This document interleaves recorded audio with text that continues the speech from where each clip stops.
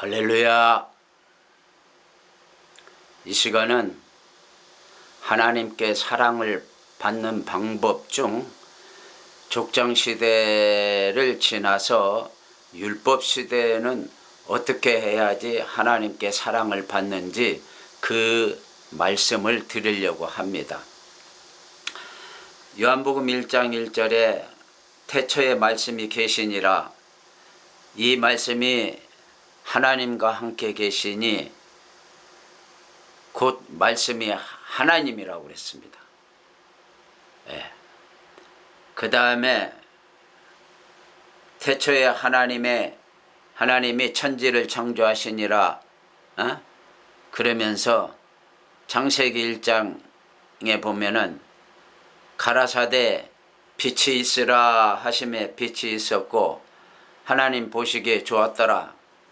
그 다음에 또 각종 하늘나라와 땅, 각종 채소, 열매 맺는 거, 그런 말씀이 하나님의 말씀으로 되었고, 그 다음에 또 해와 달을 창조하는 것도 하나님의 말씀으로 되었다고 그렇게 창세기 1장에 말하고 있습니다. 요한복음 1장 14절에 보면 말씀이 육신이 되어 우리 가운데 거하심에 은혜와 진리가 충만하더라고 그랬습니다. 그리고 에베소 6장 14절에 보면은 그런즉 서서 진리로 너희 허리띠를 띠고 의의 호심경을 붙이고 평안의 복음이 준비한 것으로 신을 신고 모든 것 위에 믿음의 방패를 가지고 이로써 능히 악한 자의 모든 화전을 불화살을 소멸하고 구원의 투구와 믿음의 투구와 성령의 검 곧 하나님의 말씀을 가지라, 그렇게 말씀하고 있습니다. 그리고 모든 기도와 간구를 하되 항상 성령 안에서 기도하고 이를 위하여 깨어 구하기를 항상 힘써라, 그렇게 말씀을 하고 있습니다. 제가 이 말씀을 먼저 읽어드리는 이유는 이 말씀에 관한 정확한 정보를 우리 성도들이 알아야 될 것 같았어요. 그래서 말씀을 주장하는 것과 말씀대로 또 사는 것이 굉장한 차이가 있습니다. 그래서 제가 이 성경 구절을 읽어드린 겁니다. 히브리서 4장 12절에 보면 하나님의 말씀은 운동력이 있다, 활력이 있다, 이렇게도 말을 하고 있습니다. 좌우의 어떤 날선 어떤 검보다도 예리하여 혼과 영과 및 관절과 골수를 찔러 쪼개기까지 하며 또 마음의 생각과 뜻을 감찰하고, 그러면서 지으신 것이 하나도 그 앞에 나타나지 않음이 없고 우리의 결산을 받으실 이에 눈앞에 만물이 벌거벗은 것 같이 드러나리라 그랬어요. 그러면 이 말씀들에 어떠한 뜻이 포함되어 있느냐 하면은 운동력이 있다고 그랬어요. 말씀의 운동력, 능력이 있다 이 말입니다. 그 다음에 또 사람의 그 마음과 생각과 뜻을 판단하느니, 다시 말해서 지으신 것이 하나도 그 앞에 나타나지 않음이 없고 정체가 드러난다, 그런 뜻입니다. 그리고는 우리의 결산을 받으실 이의 눈앞에 만물이 벌거벗은 것 같이 드러나리라 그런 것은 결산을 뭐라냐, 우리의 설명을 들어본다, 뭐 그런 뜻도 됩니다. 또 에베소 6장 14절에서 제가 20절까지 말씀을 드렸는데, 그런즉 서서 진리로 너희 허리띠를 띠고 무장하라 이 말입니다. 말씀으로 무장하라. 의의 호신경을 붙이고 의의 갑옷을 입어라 그런 뜻입니다. 그 다음에 평안의 복음이 준비한 것으로 신을 신고 다시 말해서 말씀대로 살고 또 더 나아가선 전도도 하고 모든 것 위에 믿음의 방패를 가지고 이로써 능히 악한 자의 모든 불화살을 소멸하고 전에 성경에서는 화전을 소멸하고 구원의 투구와 성령의 검 곧 하나님의 말씀을 가지라 그랬어요. 그리고는 기도와 간구를 모든 기도와 간구를 하되 항상 이 말씀이 중요한 거예요. 성령 안에서 기도하고 이를 위하여 깨어 구하기를 항상 힘쓰며 그랬어요. 그래서 제가 이 말씀을 비하는 게 아니고 성경 말씀을 지식으로만 알면은 별 의미가 없다 그런 뜻으로 이제 제가 말씀을 드리려고 하는 거예요. 예. 왜 그러느냐? 히브리서 4장 12절에도 하나님 말씀 운동력이 있어요. 그리고는 우리의 생각과 마음과 뜻을 판단하고 우리의 정체를 드러나게 만든다 이 말이에요. 그러려면은 말씀을 알고만 있어 갖고는 그게 안 된다는 뜻입니다. 무슨 말이냐? 금방 에베소 6장 14절 이하 20절까지 있는 말씀도 구원의 투구를 쓰고 성령의 검고 하나님 말씀을 가지라. 성령의 검 하나님 말씀을 가지라 그랬어요. 그러면서 모든 기도와 간구를 하되 항상 성령 안에서 기도를 하고 그럴 때에 그것을 깨어 간구하기를 힘쓸 때에 다시 말해서 말씀의 능력이 나타난다 그런 뜻입니다. 그러니까 이 말씀의 지식으로만 알면은 그게 능력이 없는 겁니다. 그러면은 능력이 나타나게 하려면은 기도를 해야 된다 그런 뜻입니다. 제가 커피를 많이 먹고 어떤 집사님이 커피를 갖다 줘요. 그래서 그때는 벌써 40년 50년 전이라 잘 몰랐어요. 원두커피를 먹는데 굉장히 맛있어요. 그래서 제가 그것을 멋모르고 하루에 6잔씩도 먹고 7잔씩 먹고 그랬어요. 근데 커피를 많이 먹으면 마음에 불안한 마음이 옵니다. 그건 제가 어떤 사람의 글에서 내가 읽어본 일도 있어요. 그러니까 불안한 마음이 이제 그때부터 오는 거예요. 그러면서 이제 그것 때문에 고생을 많이 했는데 처음에는 아주 그냥 뭐 말도 못하게 마음이 막 두근거리고 막 그러면서 불안한 마음이 많이 왔어요. 그래서 제가 기도원까지 가서 기도를 했는데 그 마음이 식지를 않아요. 막 야 이번 주 설교를 어떻게 하나 걱정이 되고 그래서 제가 이거 목회 못하겠다 이렇게 마음이 불안해 가지고는 목회 못하겠다 그러고 있었어요. 그러면서 하나님 이거 지금 약을 먹어야 됩니까? 어떻게 기도를 해야 됩니까? 하고 기도를 하는데 제가 예언의 은사가 좀 있다고 그랬잖아요. 근데 하나님 뭐라고 그러느냐면 처녀딸 애굽이여 길르앗으로 올라가서 유향을 취하라. 네가 아무 의약을 쓸지라도 무효하여 낫지 못하리라 그랬어. 제가 깜짝 놀랐어요. 성경에 약 먹고 낫지 못하는 병도 다 있구나. 그런 생각을 하면서 굉장히 불안해했어요. 그런데 예레미야 그게 46장 11절인가 나옵니다. 그래서 처녀딸 애굽이여 길르앗으로 올라가라. 길르앗이 거기가 어디냐면은 양의 저지의 풍성이 나오는 그러한 지역입니다. 거기가 이제 요단강 건너가면 옛날에 다윗이 마하나임으로 쫓겨간 일이 있어요. 다윗 압살롬 아들한테 이제 반역을 받아가지고 쫓겨갔어요. 그때 마하나임이라는 데로 갔어요. 그러니까 거기 그 부분입니다. 길르앗이. 그리고 입다가 기생의 아들 입다가 전쟁을 하기 전에 암몬과 전쟁하기 전에 그 장로들이 와가지고 네가 이 암몬과 전쟁해서 이기면 우리의 머리를 삼겠다 그랬어요. 그때 길르앗에 있었습니다. 그러니까 그 길르앗으로 올라가라. 네가 아무 의약을 쓸지라도 무효하여 낫지 못하리라고 그래요. 그래서 제가 얼마나 고생했는지 몰라요. 그래서 하나님 나 그러면 목회 못하겠습니다. 그랬더니 예레미야 42장에 무슨 말이 오냐면 애굽으로 가지 마라. 애굽이 세상입니다. 영적으로. 애굽으로 가지 마라. 네가 만약에 애굽으로 가게 되면 칼과 기근과 연병이 네 뒤를 쫓아갈 거라고 그랬어요.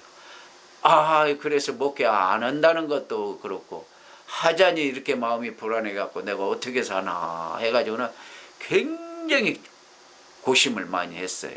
그러다가 2년 정도 하루에 5시간에서 7시간 보통 기도를 했어요. 그리고 2년 정도 제가 기도하니까 한 95%는 나섰다는 그러한 그 마음에 그 확신이 오더라고요. 그리고는 이제 얼마 아니 5% 남은 것이 15년 같습니다. 15년. 그러면서 그게 그렇게 또 가끔 불안하고 그래. 근데 불안한 게 왜 불안하냐면요. 이제 완전욕입니다. 그게 완전욕. 저는 뭐든지 하면은 꼼꼼히 해요. 완전해야 돼요. 그래서 완전욕에 사로잡혀야 돼요. 완벽주의. 그래서 제가 거기에 사로잡혀 가지고 그거 마지막까지 거의 0.1% 남겨놓고 거의 났는데 15년 걸렸어요. 그러니까 목회할 때 금요일 날부터 가슴이 두근두근 그래요. 그럼 왜 그러느냐? 내가 주일날 설교를 제대로 하고 내려올 거냐? 아니면 내가 거기서 설교를 못하고 내려오게 되면 어떡하나. 그래가지고는 굉장히 고심을 많이 했어요. 그러니까 금요일 날부터 가슴이 조금씩 뛰기 시작해요. 그러니까 기도를 안 할 수가 없었어요. 저 기도 엄청 했어요. 그렇게 하고 2년 동안 기도를 그렇게 오랫동안 했더니만 하나님이 95% 나섰다고 그러고 5% 남은 것 갖고 15년 걸리는데 아이고 그것도 어려워요. 무슨 이름 같은 거 하나 생각이 안 나면요. 끝까지 그걸 추적해갖고 그 이름을 갖다가 알아내야 돼요. 그거 진짜 그러다 보니까 나중에는 지명까지 이제 말하자면 그게 이제 발전이 되고 막 그러더라고요. 그러니까 뭐가 하여간 잊어버렸다 하면 그날은 이제 나는 이제 괴로워하는 거예요. 그러니까 내가 한번 어떤 영화배우 이름을 잃어버렸어요. 그런데 그 영화배우 여자 배우인데 그 영화배우가 겨울연가 거기에 나왔던 여자분이더라고. 근데 그 여자분의 이름이 생각이 안 나는 거예요. 그러니까 가슴이 두근두근 하는 거예요. 그러다가 나중에 한 이틀 3일 지나니까 이름이 생각나더라고요. 그러니까 뭐냐 완전력이에요. 내가 뭐든지 잊어버리면 안 되는 거예요. 그게 이제 지금 와서 제 자신이 이게 무슨 병이냐는 것도 몰라서 병원에 한두 번 가봤는데 그 사람들도 그냥 별말을 안 해요.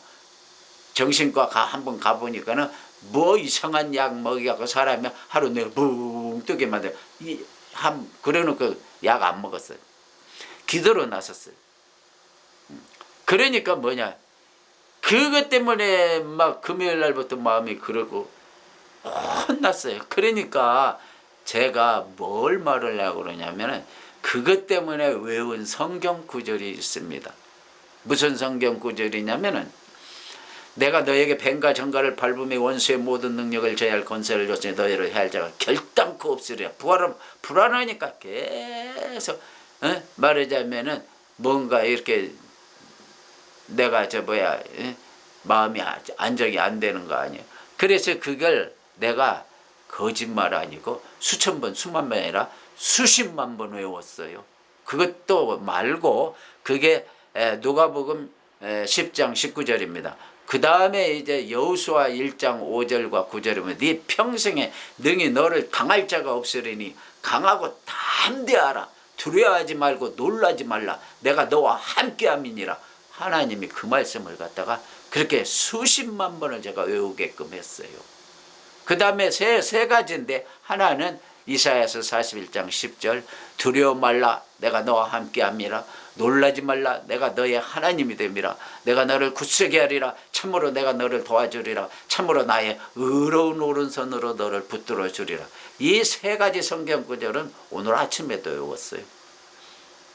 처음에는 그걸 하루에도 그냥 뭐 수십 번 외웠어요. 그러다가 나중에 95% 나섰다 하고 나서부터는 하루에 몇 번씩 외웠어요. 내가 너에게 뱀과 정갈을 밟으며 원수의 모든 능력을 제할 권세를 주었으니 너희를 해할 자가 결단코 없으리라. 네 평생에 능히 너를 당할 자가 없으리니 강하고 담대하라. 두려워하지 말고 놀라지 말라. 내가 너와 함께함이니라. 두려워 말라 내가 너와 함께함이라. 놀라지 말라 내가 너의 하나님이 됨이라. 내가 너를 굳세게 하리라. 참으로 내가 너를 도와주리라. 참으로 나의 의로운 오른손으로 너를 붙들어 주리라. 수십만 번 외웠다니까요. 그러니까 말씀이 지식으로만 가지고 있어갖고 이게 안 되는 거예요. 제가 그렇게 말씀을 하루에 그냥 수십 번도 외우고 몇 번씩 외우고 막 그러니까 불안한 마음이 없어져요. 강하고 담대하라고 계속 하나님이 그 말씀 가운데서 저에게 지시를 하는 거예요. 그러면서 하나님의 의로운 오른손으로 너를 붙들어 주리라. 네, 정말 그것 때문에 굉장히 그게 지금 와서 가만히 생각하면 편집증에 가까운 거예요. 제가 완벽주의거든요. 그러는데 그렇게 하다 보니까 큰 건물 앞을 지나가려고 그러면 그것이 나한테 쓰러지면 어떡하나. 제가 한동안은 엘리베이터를 타질 못했어요. 폐쇄 공포증 같은 것도 있어가지고 엘리베이터를 혼자는 못 탔어요. 무서워서. 다른 사람이 타면 같이 타고. 그렇기 때문에 말씀을 알고만 있어갖고는 안 돼요. 내가 나선 게 2년 동안 엄청나게 그래 5시간씩 7시간씩 더 했어요. 기도하다 할 게 없어요. 일가 친척들 다 기도했어요. 다 기도. 나라 민족은 말할 것도 없고 그렇게 기도를 했어요. 그러니까 하나님이 이제 말씀을 통해서 일단 또 간증 조금 더 하겠지만 은혜도 주시고 예언의 은사도 주시고 그 다음에 또 표적도 보여주시고 전 지금도 표적이 보여요. 차 운전해서 가면은요 이 차가 지금 쉽게 말해서 딱지 뜰 거냐 아니면은 어디가 고장나서 뭐가 어떻게 될 거냐 마음에 다 와요. 그리고 무슨 일을 하러 갈 때 이 일이 잘 될 거냐 안 될 거냐 표적으로 다 보여요. 너 지금 가봐야 되지도 않는다 그래요. 그럼 가면은 거의 100% 안 돼요. 그러니까 뭐냐 이제 말씀에 이제 능력이 나타나야 되는 거예요. 그러니까 말씀 내가 오늘 말씀의 복이라는 그러한 제목으로 말씀을 드리려고 하는 거예요. 하나님께 사랑받는 방법에서 율법 시대는 말씀대로 순종을 하고 순종이 뭐예요? 거기에 따라야 된다는 거예요. 그래서 제가 그걸 읽은 거예요. 요한복음 1장 14절에 말씀이 육신이 되어 우리 가운데 거하심에 은혜와 진리가 충만하더라고 했어요. 진리만 충만한 게 아니에요. 은혜도 충만해요. 그 은혜가 뭐예요?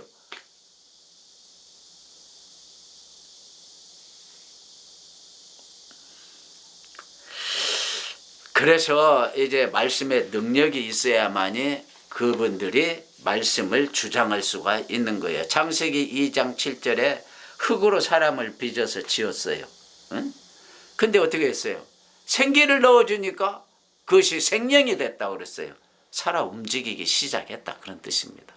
그러니까 말씀에 흙으로 말씀으로 사람을 지었어요.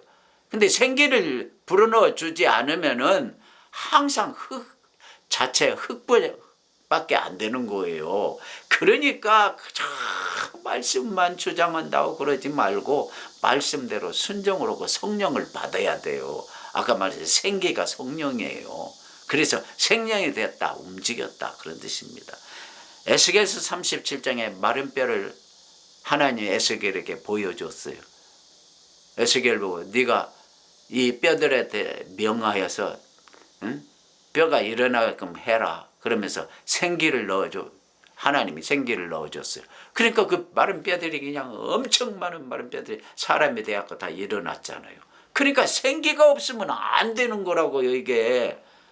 나도 신학을 4년을 맨날 장로교에서 말씀. 아이고, 우리 아들놈 내가 집에서 놀길래 장가도 안 가고 지금 집에 있어요. 그래서 신학교는 한번 가봐라. 신학교 가가지고 한 1년인가 2년 신학교 가더만 말씀. 내가 가정 예배 드릴 때 설교를 말씀으로 하면 아빠 설교 안 듣는다고 그러면서 지는 말씀대로 살지도 못하면서. 그러니까 생기가 없으면 죽은 그 사람 그대로라. 이게 마른 뼈 그대로예요. 그게 생기가 뭐예요? 그게 기도로서 성령을 받아야 되는 거예요. 은혜와 진리가 충만하더라. 은혜가 뭐예요? 성령 받아야지 은혜가 임하는 거예요. 그러니까 여러분들이 잘 알아야 돼요. 사도행전 2장에 120문도가 기도했잖아요. 불의 혀 같은 성령이 그 사람들 위해 임했다고 그랬어요. 생각해 보세요.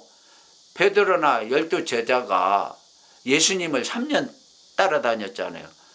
그러니까 많은 기적을 베푸는 거. 중풍병도 낫고 죽은 사람도 살려내고 그 다음에 소경이 눈을 뜨고 풍랑이 일으면 바다도 잔잔하게 만들어주고 또 변화산에 올라갔을 때 베드로는 주여 여기가 좋사오니 그러면서 여기서 우리끼리 살자고 그러고 많은 것을 보여줬고 그랬어요. 그런데 성령을 받았어야지. 사도행전 2장에 성령 받고 나서부터 3,000명 5,000명씩 회개의 역사가 나타나고 예수님을 배반하지 않고 나중에 죽을 때까지 순교를 하는 거예요. 그러니까 그 말씀 너무 말씀만 주장만 하지 말고 말씀대로 살기 위해서 기도를 하고 성령 받아서 그래서 그 말씀 능력이 나타나게 해야 되는 거예요.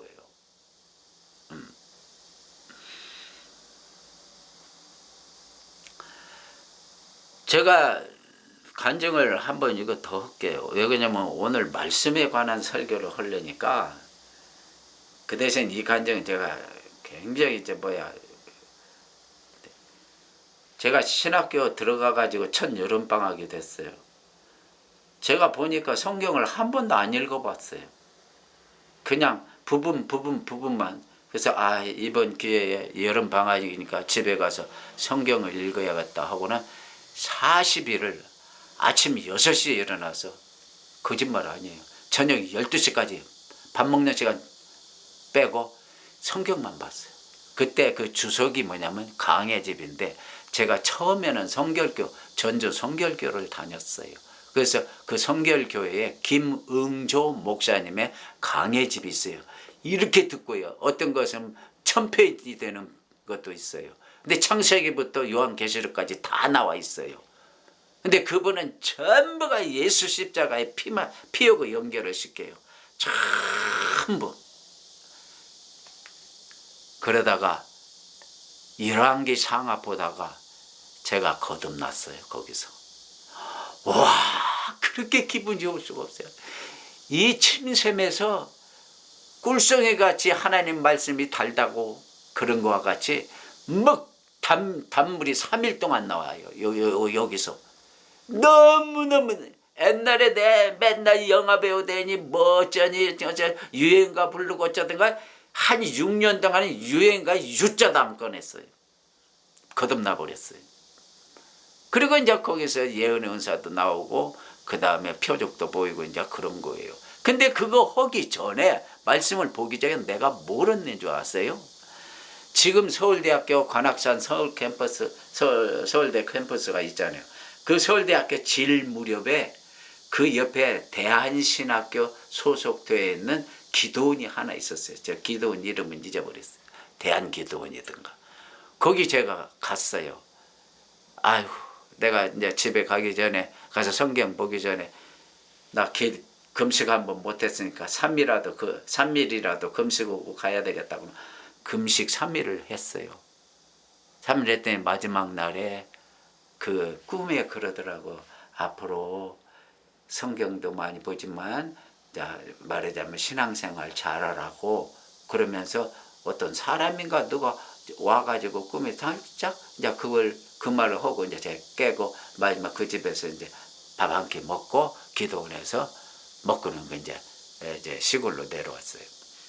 기도 3일을 했어요.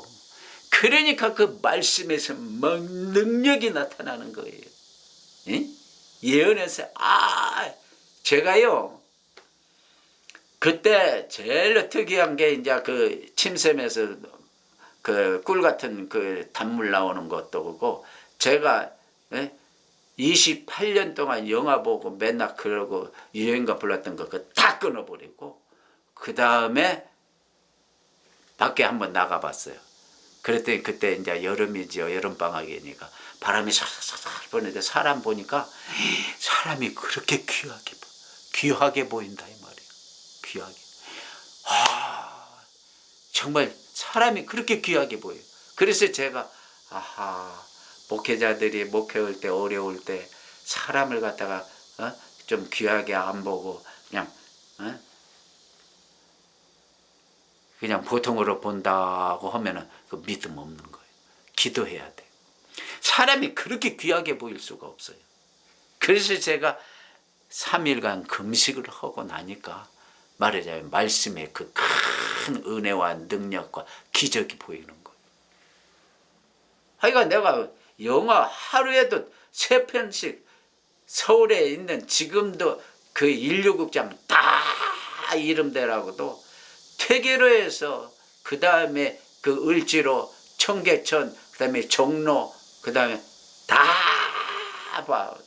돌아다니고 볼 데가 없으면 저 국제극장 광화문까지 가서 보고 거기서 또 내려가면 이제 이류극장 성남극장 있고 그래갖고 그 저 남영동에 있는 거 그거 보고 그것도 볼 거 없으면 막 서울시내 온 서울시내 다니면서 삼류극장까지 다니고 어떤 때는 신당동에 삼류극장이 하나 있었는데 그 삼류극장에 가가지고 2번 동시상영 그런 것도 보고 막 그래. 하루아침에 싹 끊어져 버렸어. 싹 끊어져 버렸어. 그런 능력을 체험을 해야 돼. 그래 놓고 이제 신학교를 이제 그때 이제 1학기 방학에서 이제 신학교 다니는 자체가 성경 공부하는 자체가 너무 기쁘고 좋아요. 그러니까는 성령 받지 않고 하나님 말씀만 주장해 갖고는 그거 갖고는 안 되는 거예요. 에? 제가 저번에 우리 처가 친척들 말씀. 근데 왜 이렇게 가난하게 살아요? 한번 쓱 물어봤더니 우리는 사랑이 없어. 우리끼리도 맨날 싸워. 이 말씀이 맞다 저 말씀이 맞다.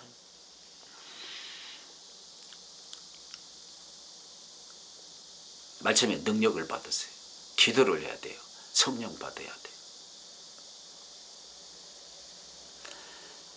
내 갈 길 멀고 밤은 깊은데 빛 되신 주 내 본향 집을 향해 가는 길 비추소서.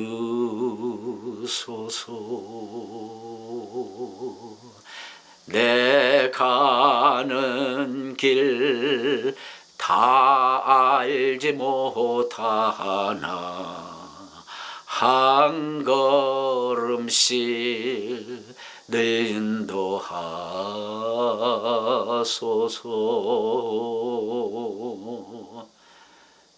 제가 신학교 다닐 때 지금 윤석전 목사님이 수원에 있잖아요. 현돌산 기도원. 그 처음 개척한 여자분 여자 전도사들이 셋이 개척했는데 초가집같이 해놓고 개척했어요. 거기 그 기도원을 교수들하고 같이 빌려가고 같이 갔어요. 처음에는 그렇게 시작했어요. 현돌산 기도원이. 거기 가서 첫 찬송을 어떤 교수가 설교하기 전에 지금 제가 부른 이 찬송가를 부르는데 하나님이 내가 앞으로 꼭 걸어야 될 그 말하자면 내 인생이 된다든가 내 앞길이 돼야 될 것 같다는 느낌이야. 내 갈 길 멀고 밤은 깊은데 신학생이니까 앞으로 얼마나 많은 말하자면 공부도 해야 되고 사람을 만나서 영혼을 새롭게 해야 되고 응? 빛 대신 주 내 본향 집을 향해 가는 길 천국 갈 때까지 비추소서. 내 가는 길 다 알지 못하나 한 걸음씩 늘 인도 주여.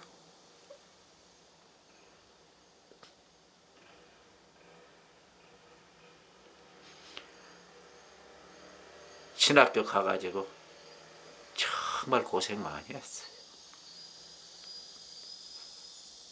내 모든 일생을 갖다가 이 찬송가에서 가르치는 것 같아요. 늘 인도해달라고.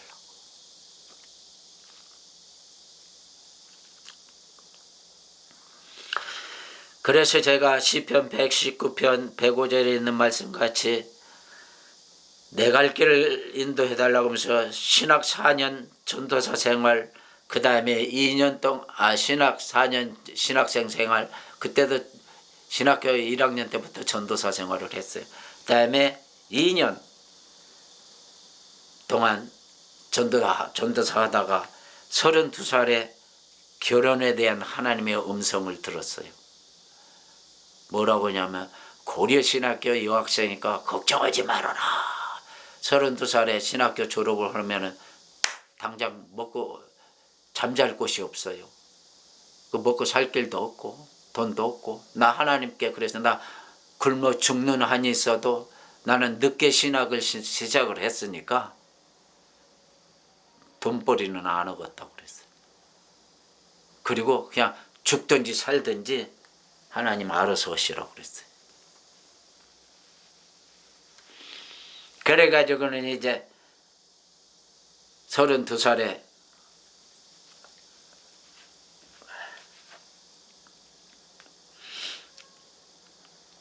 결혼 그 음성을 듣고 신학교 기숙사에서 그 차가운데 겨울에 그 매트리스 3개씩 깔아놓고 신학생들이 다 이제 집에 갔어요. 그러면 나만 이제 기숙사에 있는 거예요. 근데 거기다가 무슨 뗄감 뗄 수도 없고 연탄 한 장이면 되는데 그걸 뗄 돈이 없고 그리고 그냥 밤에는 그냥 이불 막 3개씩 4개씩 뒤집어 쓰고 그러면서 제가 자니까 그리고 하나님 내가 신학교 졸업하면 결혼도 하고 그 다음에 또 목사 안수도 받아야 되고 그러는데 어떻게 하실래요? 그러니까 그때 음성이 들려왔어요. 우리 안사람 지금 우리 만나서 우리 안사람 그때 40일 금식하는 목사님 제가 이제 32살 때 갈 데가 없어서 친척집으로 7번을 내가 이사를 다녔어요. 다닐 데가 잘 데가 없어서. 그리고는 이제 하다 안 돼서 어디로 갔느냐면 기도원으로 가서 나 밥 좀 먹여달라고 그랬어요. 기도원에서 노숙자 생활했어요. 6개월을 기도할 때 거기서 많은 또 영적 체험을 했어요. 그리고 거기서 40일 금식 기도하는 목사님을 만나서 성가대 지휘할 줄 안 되니까 자기 교회 지휘자가 군대를 갔으니까 나보고 대신 좀 와서 해줄 수 없냐고 해서 나야 좋지요. 밥을 운서 먹여주고 그 조그마한 교회 거기도 2층 교회예요. 교회 거기 저 한쪽 귀퉁이에 잠자리 마련해줘서 거기서 자고 거기서 보니까 내가 아까 들었던 그 음성 결혼에 대한 음성 그 당사자가 그 성가대 하고 있더라니까.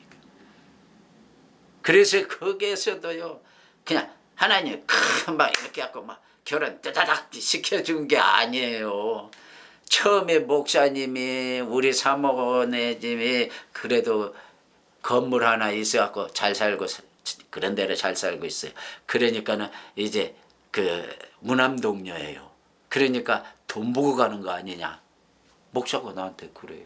그래서 나 하나님 음성 들었어요. 그렇게 에이 뭐 천수사님 무슨 하나님 음성을 들었다고 쉽게 말해서 목사 앞에서 구라치냐 그 뜻이에요. 그래서 하하 나 참 거짓말 아니에요. 그러니까 여기네 집에 잘 살고 그러니까 그거 보고 가는 거 아니야? 그 목사님도 화끈해요. 지금도 살아 계세요. 나보다 2살 더 먹었더라고. 그러면서 이제 거기에서 그 목사 엄마가 전사님 이 결혼 절대 안 돼. 그래서 왜요? 그랬더니 자기가 20명 이상 그 중매를 쳤는데 한 사람도 틀어진 게 없대요. 지금도 그 권사님 내가 이름을 알고 있어요. 왜 안 되냐고 그러니까는 안 돼. 그래. 우리 장모님하고 친구예요. 근데 자기들끼리는 깊은 이야기를 다 했어요. 우리 장인어른하고 장모님하고 나하고 우리 안 사람하고 나이 차이보다 더 많이 차이 나요. 이게 안 된대. 그래서 이거 돼요. 내가 그때 전사님 믿음 좋네. 그래. 그래서 진짜 그 권사님한테는 하나님 음성 들었다면은 뭐 이게 목사도 안 믿는 걸 뭐 그 사람들이 믿겠어요? 그러다 보니까 어떤 여자 청년이 또 중간에서 또 이간질 시키죠. 그 다음에 이제 그 여러 사람이 또 결혼 후보자들이 많이 나서요. 근데 그때 미용실을 하는 어떤 여자분이 있었어요. 제가 이름도 지금도 알아요. 근데 그분이 나를 굉장히 좋아하더라고요. 그래서 저런 사람하고 결혼해야지 내가 쉽게 말해서 목회를 좀 쉽게 할 텐데 내 속으로 그랬어요. 근데 우리 안 사람하고 나하고 결혼하고 나니까 40일 금식 그 사람은 결혼도 안 하고 40일 금식 그 사람이 하더라. 그 여자분이.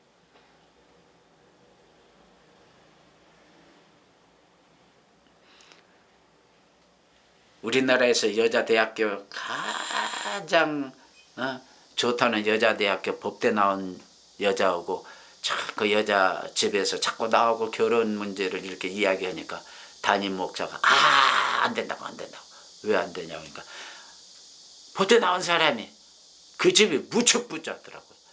제가 도남동에서 그 아버지 그 사람 그 여자 아버지 잔치 온다고 그러면서 요정 얻어갖고 오는데 내가 테이블을 세어봤어요.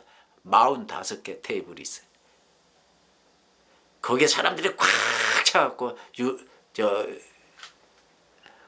그 잔치를 하더라고요. 육순잔치, 한갑잔치. 근데 목사님 막 반대하고 이건 지식이나 돈 갖고 되는 게 아니야. 그러면서 막 반대를 해요. 근데 나도 여자는 인물이 마음에 안 들더라고. 안 되면 안 되고.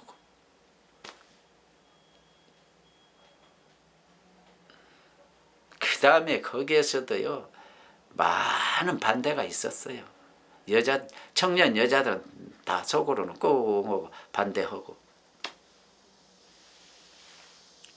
근데 하나님이 내가 갈 길을 인도를 하신. 그래서 제가 이제 거기서 결혼하고 나니까 그 사람들이 다 놀래죠. 저 결혼 안 될 것 같은데 목사 엄마도 그렇게 말했고 안 될 것 같고 우리 장모님 말할 것도 없고 여자가 뭐 결혼 허자 소리 안 하는데 그 뭐 그냥 스스로 물러가지 뭘 그렇게 하냐고.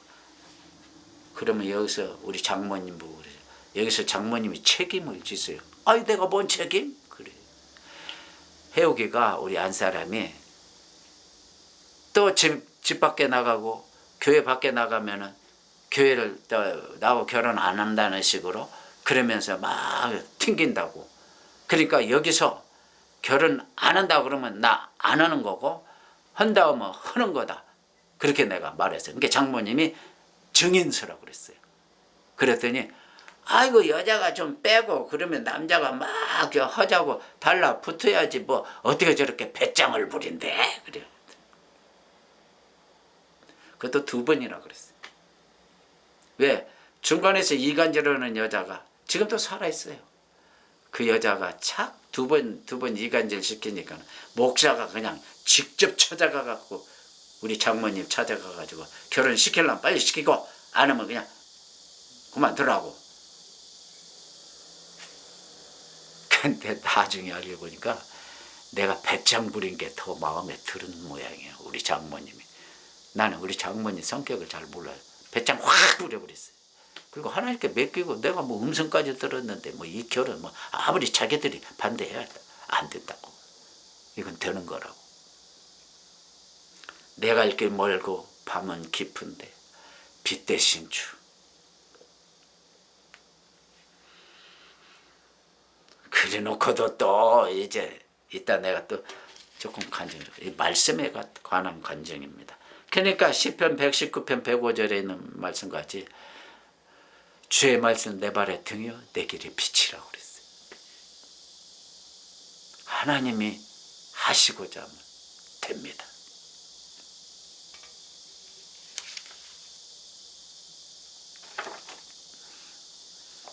오늘 저 설교 2시간 할지도 몰라요. 1시간은 넘길 거예요. 성경에 보면은 저 구약에 그 율법 일람이 있습니다. 율법 일람. 그 율법에 보면 이건 제가 간단하게 하려고 그래요. 계명이 있고 국법이 있고 예법이 있어요. 하나님 말씀에 율법에. 그런데 계명은 십계명이고 국법은 민법이 있고 형법이 있고 농창법이 있고 사회도덕법이 있어요. 크게 나눠서. 그 다음에 예법은 말할 것 없이 그 절기, 그 다음에 여러 가지 그 제사 드릴 때 그거 어디로 갔어요? 제례가 있고 감사제, 서원제, 자원제 뭐 이런 거 있고 유생에 관한 뭐 국 갈라진 거 비늘이 있는 거 뭐 그런 거 절기 안식일 원살과 팔전 이런 게 있어요. 그러니까 이러한 것을 다 지키려면은 못 지켜요. 말이 쉽지 못 지켜요. 그러면 한 가지만 성경이 그랬어요. 한 가지만 죄를 지어도 다 범한 거가 된다고 그랬어요. 율법 다 못 지킨 거가 된다고 그랬어요. 내가 그 성경 구절 어디 있는데. 그럼 뭐냐? 생각해 보세요. 십계명은 뭐 그런 대로 다 지키는 거고. 그 다음에 계명, 국법에 국법에 민법이 있는데 거기에 보면은 가정에 관한 법, 혼인에 관한 법, 뭐 노비에 관한 법 그런 게 해봐야 노비를 갖다가 6, 7년 부려먹으면은 7년째는 자유롭게 해줘야 돼요. 근데 누가 그렇게 하나요? 노비도 그냥 나 여기서 더 있겠다고 또 그러고. 형법에는 사형에 처할 죄도 있고 곤장 맞을 죄도 있고 그래요. 과실치사죄도 있고 차 사고 난 건 이제 과실치사죠. 근데 그런 거 차 사고 그것도 다 죄요. 나라에서만 죄라고 인정하는 게 아니에요. 간통하는 거, 절도고 분실하는 거, 뭐 그런 거 다 말하자면은 형법, 민법과 형법. 그 다음에 농산법에는 추수, 논을 추수할 때 모퉁이는 남겨놔야 돼요. 사각형이라면 그 모퉁이는 좀 남겨놔요. 왜? 과부다그네가 와서 추수해서 먹게끔.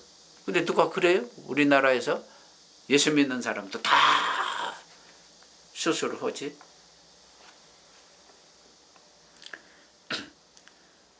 그 다음에 농상법에서 상법이 있는데 저울추 쏘기면 안 돼요. 난 저울추 쏘기는 사람들 많이 봤어요.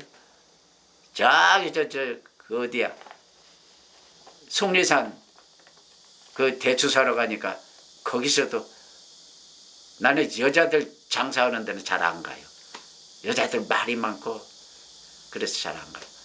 그런데 남자한테 갔는데 남자도 늙었더라. 근데 그 양반도 저울을 달 때 우리가 20만 원어치 대추를 사니까 쭉 손가락으로 쌀 정도. 아저씨! 손가락 눌리지 마세요. 나는 그것만 보는 거예요. 이 사람 쏘기는 안 쏘기는. 얼마 차이가 나냐면 5,000원에서 7,000원 차이가 나더라고요. 저울춤 뭐 안 쏘기는 사람 어디 있어요? 전당은 맷돌은 잡지 말아야 된다고 그러고, 가난한 자 품삯은 당일에 다 줘야 돼요. 그러니까 그런 거 다 지켜야 돼요. 사회 도덕법이 있어요. 몸에 무늬 놓으면 안 돼요. 나도 이 눈썹이 조금 이렇게 하얀 게 자꾸 나서 이걸 무늬를 놓고 하는데, 내가 지금 나이가 80인데 그것도 와서 뭐 하겠어요. 응? 무늬 놓지 말아야 돼. 속이지 말고 미워하지 말고. 그게 사회 도덕법이에요. 근데 미워하는 사람 어디 있어요? 싫으면 다 미워하지. 동물도 어미와 새끼는 같이 잡으면 안 돼요. 색깔도 옷 색깔 두 가지 색이 있으면 안 돼. 다 단색을 입어야 돼. 그러니까 그게 율법이에요. 근데 율법을 지키려는데 그 율법을, 응? 아까 예법이 어디 갔어? 예법은 이제 아까 그 말을 했고, 안식일, 월살, 나팔절, 뭐 희년, 안식년, 그 다음에 유월절, 오순절, 장막절, 불임절, 수전절, 이런 절기. 이게 율법이에요, 율법. 600 몇 가지라고 그러잖아요. 그러면은 이걸 다 지켰어도 부족해요. 왜? 지키려고 하면은 안 되잖아요. 미워하지 말라고 하는데 미워 안 할 사람이 어디 있어요. 그러니까는 하나만 못 지켜도 다 범한 거가 돼버린다고요. 그래서 기도를 해야 돼요. 말씀의 능력이 나타나게 그렇게 기도를 해야 돼요. 응? 그래서 성령을 받아야 되는 거예요. 성령 안 받고 맨날 말씀만 주장하면 뭐하냐 이거요. 응? 그래서 기도하려니까 열정이 필요해요. 제가 40일 동안 집에 가서 성경만 아침 6시부터 저녁 12시까지 40일을 다 봤다고 그랬죠. 그런 열정이 있어야 돼요. 3일 금식하고. 그 다음에 또 결단력이 있어야 돼요.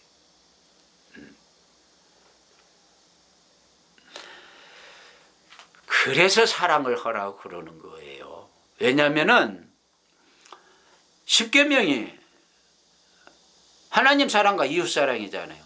사랑하면은 십계명 다 지킨 거나 마찬가지예요. 그러는데 로마서 13장 10절에 보면 뭐라고 그랬느냐? 사랑은 율법의 완성이라고 그랬어요. 굉장히 중요한 말이죠. 여러분이 사랑을 많이 하면 율법 다 지킨 거가 돼요. 다 지킨 거가 돼요. 골로새 3장 14절 사랑은 온전하게 배는 띠니라 그래요.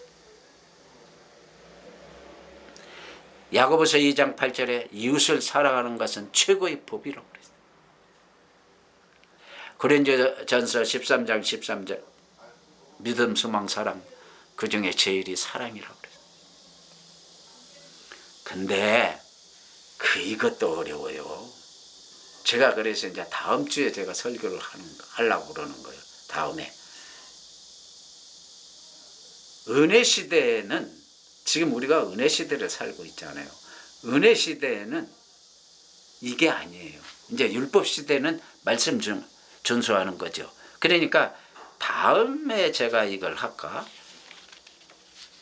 말씀 순종한 것과 말씀을 순종 안 한 그 상태에서의 있는 그 여러 가지 그 사건.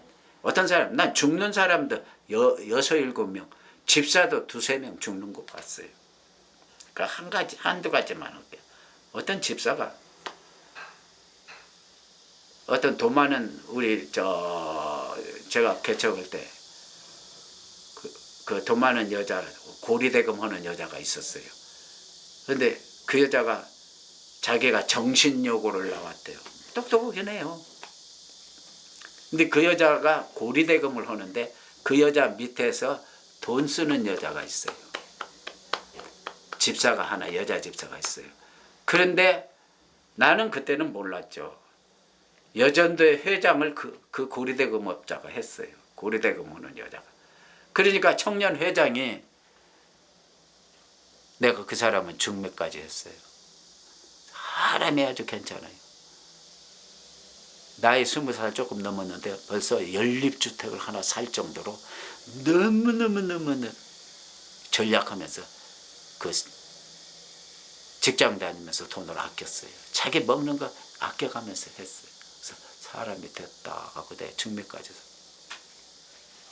그 사람이 욕을 했어요. 나쁘다고 말을 했어요. 누가? 여전도의 회장이 고리대금을 하면서 어떻게 회장을 하냐 이거요. 그러니까 이 여자가 이제 열받았어요. 그러니까 자기 밑에 이렇게 일수 받는 여자가 한테 말을 했어요. 그 일수 받는 그 여자가 나한테 와가지고 못할 말을 했어요. 그 청년 회장은. 내가 그 말로 옮길 수가 없어요. 그래가지고 그 집에 딸이 셋인가 넷이 있었는데 둘째 딸이 제일 예뻤어요. 너무 가난하게 살지 못해 애들은 많았어요. 둘째 딸이 예뻤는데 걔가 한강다리에서 빠져버렸어. 너무나 목사가 옮길 수도 없는 그런 욕을 그 청년한테. 내가 한 가지만 더 할게요. 이건 권찰이에요. 권찰이라도 11조 다 했어요. 길동 초등학교 앞에서 문방구를 하는 여자였어요. 근데 그 여자가 맨날 싸워요. 근데 내가 그래서 권찰님 왜 그렇게 싸워? 내가 사랑교회잖아.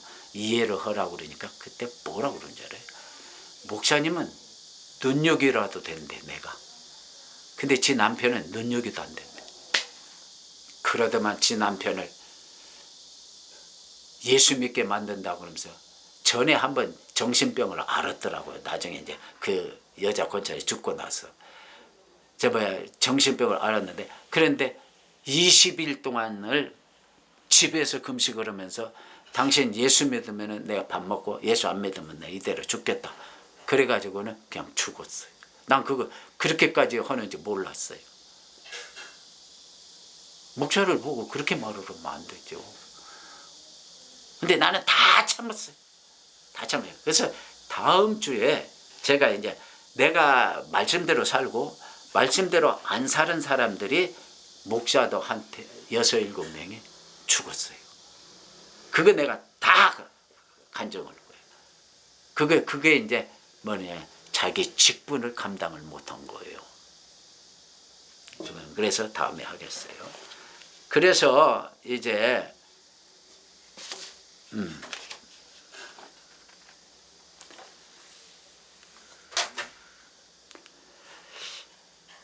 사랑에는 특권이 있어요. 특권이. 사랑의 특권. 신명기 28장에 제가 지난번에 어떤 말씀에서 잠깐 언급을 했어요. 신명기 28장에 보면은 그 말씀이 있잖아요. 근데 그게 다 사랑하고 연관이 돼요. 사랑하고 연관이 된다. 네가 내 하나님 여호와의 말씀을 삼가 듣고 내가 오늘 내게 명하는 그의 모든 명령을 지켜 행하면은 내 하나님 여호와께서 너를 세계 모든 민족 위에 뛰어나게 하실 것이라. 성경에 뛰어난 사람이 누구예요? 이스라엘 백성이에요. 세계 뛰어난 사람은. 왜냐? 유다 민족이, 유다가 지금 이스라엘이에요. 신앙생활 잘했잖아요. 사랑을 3번이나 실천했잖아요.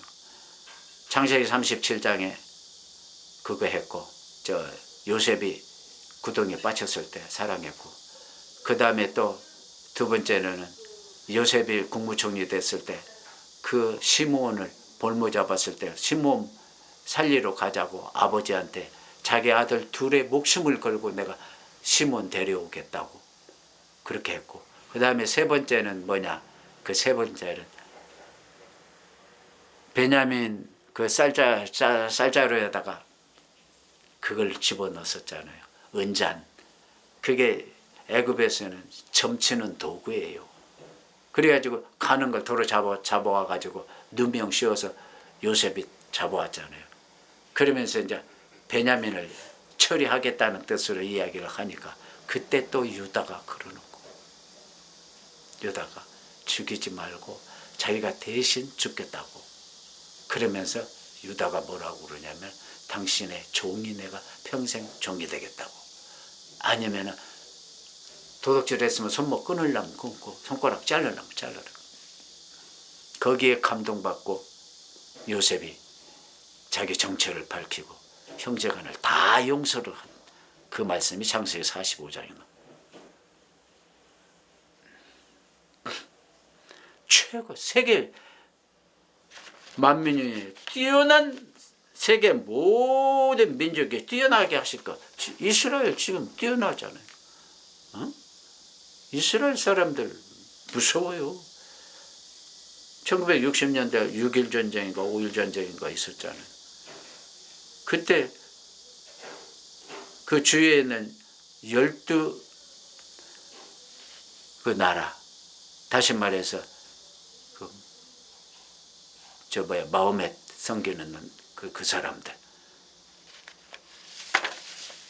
지금 말하면 미사일을 비 오듯이 가서 쏟아 각 나라마다 막 다 쏘아버렸어요.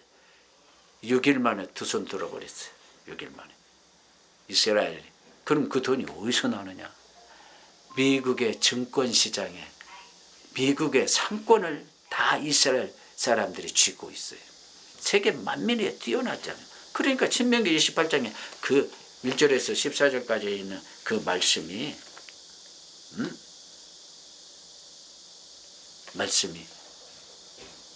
사랑의 특권. 사랑하면은 유다가 사랑했더니 그런 특권을 하나님이 주신 거예요. 아까도 말했잖아요. 사랑은 이웃을 사랑하는 것은 최고의 법이라. 그러니까 최고가 됐잖아요. 이스라엘의 나라가 분열됐을 때도 그래서도 그때도 유다와 이스라엘로 분열된데 유다의 20여 명의 왕을 전부 유다의 자손들이 다 했어요. 그러니까 뭐냐? 세계 만민이 뛰어나게 할 것이요. 그 다음에 복이 임하는데 성읍에서도 복을 받고 들에서도 복을 받고 자녀와 내 토지의 소산과 내 짐승의 새끼와 소와 양의 새끼가 복을 받을 것이며 그랬어요. 내 광주리와 떡반죽 그릇이 복을 받을 것이며 네가 들어와도 복을 받고 나가도 복을 받고. 이스라엘 사람들이 상권을 쥐고 있다니까. 그 사람들이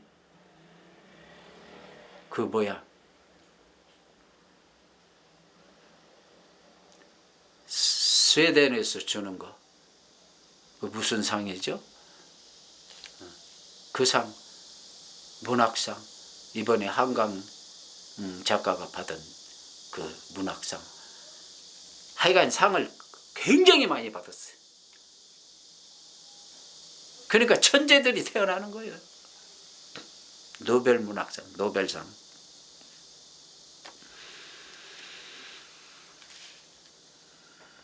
신명기 28장 7절에 보면 대적이 쳐들어와도 하나님이 이스라엘 유다 족속에게 하나님의 능력의 홀 바라지 지팡이를 주었어요. 다 이기는 거예요. 그러니까 다 이기는 거예요. 예. 물질보 그 다음에 신명기 28장 9절에 보면은 선민을 삼았다고 그래요. 선민. 이스라엘 백성을 선민을 삼았고 10절에 보면 이스라엘을 두려워하게 했다고 그래요. 두려워하게. 야곱이 세겜 족속을 그 아들 시므온과 여기 나왔잖아요. 지금 오늘 내가 새로 시므온과 그 레이가 할례를 시켜놓고 세겜 족속을 할례시켜놓고 다 죽였어요. 그러니까 그 원래 전신이 누구냐면 아모리 족속이에요. 그 아모리 족속이 들고 일어나면은 그러면 그까지 그 뭐 몇십 명 되는 그 식구들 다 없애버릴 수 있어요. 근데 하나님이 그들에게 두려움을 줬다 그래요. 아모리 족속에게 두려움을 줬다. 그리고 너는 머리가 되고 꼬리가 되지 않게 해줘. 그래서 하나님의 말씀은 능력이 임해야 돼요. 기도에서 성령이 임해야 돼요. 그래서 특권을 받았어요. 마지막 제가 가장 존경하는 목사님이 있어요.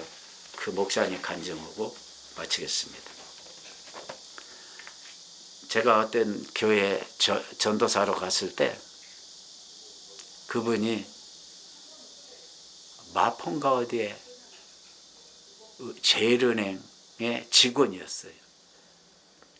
밤에는 대학을 다니고 그랬어요. 근데 그분이 참 괜찮아요. 그때는 나이가 한 22~23살이고 서너 살 군대 가기 전이니까. 그리고 나는 30살인가 해서 그 교회를 내가 갔던가 그랬어요. 그렇게 사람이 깔끔할 수가 없어요. 쉽게 말해서 학교에서 범생이 같다고 그러냐. 공부 잘하는 애들. 허튼 소리 한마디도 안 하고 욕도 안 하고 그런 스타일이에요. 그래서 참 저 사람 괜찮다. 내가 그랬어요. 그런데 그 양반이 그 교회 건축하는데 부흥회를 그 자작 부흥회를 했어요. 목사님이 저 대한수도원이라고 철원에 가면 있어요. 지금도 있을 거예요. 거기 가서 기도를 엄청나게 많이 해가지고 능력을 받아가지고 와가지고 자작 부흥회를 하는데 그 부흥회 할 때 이분이 권대영이요. 권대영 목사예요. 지금 은퇴했더라고. 요번에 내가 전화 연락을 해보니까. 근데 이분이 은혜를 받고는 그 은행에서 장가가면 쓸 그 돈을 하나님께 다 바쳐버렸어요. 그러니까 집사나 장로나 권사나 이 사람들이 가만히 있을 수가 없죠. 쉽게 말해서 청년 중고등부 말하자면은 그 지도교사가 그걸 바쳐버렸으니까. 그래갖고 그게 하나의 불씨가 돼가지고 그래서 교회를 지었어요. 그게 서울 수유동의 수유중앙교회예요. 그렇게 해가지고는 교회까지 지고서 저 사람 참 대단하다. 내가 그러고. 그리고 이제 저도 나오고 제가 이제 그 교회를 그만두고 우리 한 사람은 이제 32살에 34살에 결혼을 하고 32살에 했던가? 34살에 결혼을 했어요. 그때 제가 결혼식에 막 이렇게 하다 보면 빨리 생각이 안 나요. 주례를 내가 시키려고 찾았어요. 지금 이 권대영 목사님이라는 분은 그때는 선생이었죠. 찾으니까 다 모른대요. 그 교회에다 전화 오니까. 나중에 이렇게 보니까는 군대 간 것 같아요. 군대. 그 나이 이제 내가 나오고 이제 군대 간 것 같아. 그래가지고 주례를 못 시켰어요. 그리고는 이제 어떻게 제가 이게 이제 이렇게 설교하다 보니까 전화번호가 있으니까 전화가 왔어요. 그래서 그분이 이제 말하자면 울산에서 목회하고 있다고 그러더라고요.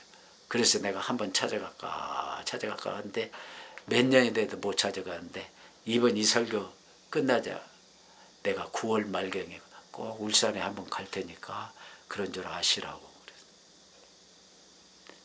그렇게 예의가 바르러요. 그리고 허튼 소리 일주일에 한마디도 안 해요. 나는 뭐 나이가 30살 먹었어도 아이고 학생들하고 놀면은 막 애들이 나를 놀리는 김준털이라고 그래요. 그래서 저놈 새끼들 전도사한테 뭔 소리요. 그래서 킥킥킥킥 대고 지네들이 그래서 내뱉어버려요. 그러니까 학생들을 제가 처음 갔을 때 12명인가 있는데 걔네들이 저 알짜배기 그 신앙 있는 애들이.